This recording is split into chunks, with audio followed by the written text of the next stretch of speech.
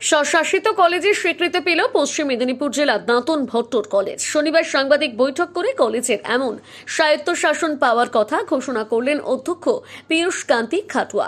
এদিন কলেজের নতুন গভর্নিং বডির নাম ঘোষণা করা হয়। পূর্বতন কমিটির শেষ মিটিং হয় এদিন। আগামী 21শে এপ্রিল নতুন কমিটির প্রথম মিটিং হবে বলে জানান বিধায়ক বিক্রম চন্দ্র প্রধান।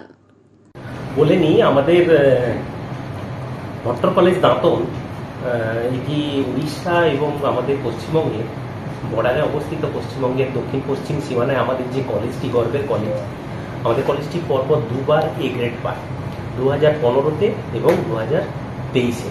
এ গ্রেড পাওয়ার পর আমাদের যিনি পরিচালন সমিতির সভাপতি, আমাদের সম্মানীয় আমার পাশে বসে আছেন বিক্রম চন্দ্র প্রধান মহাশয়, যিনি এখানকার বিধায়ক বটে আমাদের দাঁতনের, তিনি প্রথম বললেন যে কলেজটা অটোনোমাস হোক। এ গ্রেড দুবার হয়েছে এবং ইউজিসি স্ট্যাটাস অনুযায়ী দুবার এ গ্রেড পেলে আমরা সেটা স্বশাসনের অধিকার পাই এবং সেই অনুযায়ী ওনার সম্মতিক্রমে, ওনার ইচ্ছা এবং মাস্টারমশাইদের সকলের মতামত নিয়ে আমরা বসে আমরা ডিসিশন নিই যে আমরা অ্যাপ্লাই করব।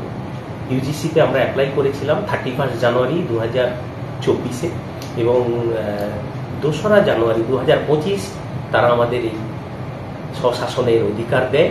এরপর ইউনিভার্সিটি আমাদের বিদ্যাসাগর বিশ্ববিদ্যালয়ে তারা নোটিফিকেশন করেন আমাদের মার্চ মাসের 4 তারিখে। ফলে আমরা কিন্তু অটোনোমাস পেয়েছি। অটোনোমাস একটা গর্বের ব্যাপার। একটা কলেজ, একটা ইউনিভার্সিটির মতো স্বশাসন পেয়েছে আমাদের প্রান্তিক কলেজ, এবং যার মূল কারিগর কিন্তু, যার স্বপ্ন, তিনি আমার পাশে বসে আছেন বিক্রম বাবু। তিনি না হলে আমরা জোর পেতাম না। আমিও নতুন এসেছি, আমার সেরকম মনের জোরও ছিল না।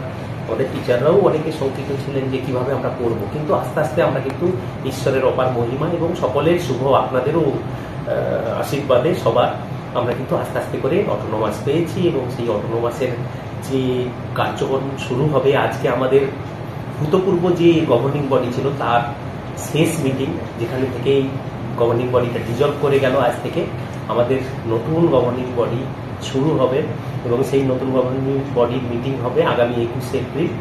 সেই দিন আমরা ঘোষণা করেছি এবং সেই মিটিংয়ে আমাদের নতুন করে যে গভর্নিং বডি হবে সেটা আমাদের ইউজিসির যে গাইডলাইন আছে 2023-এর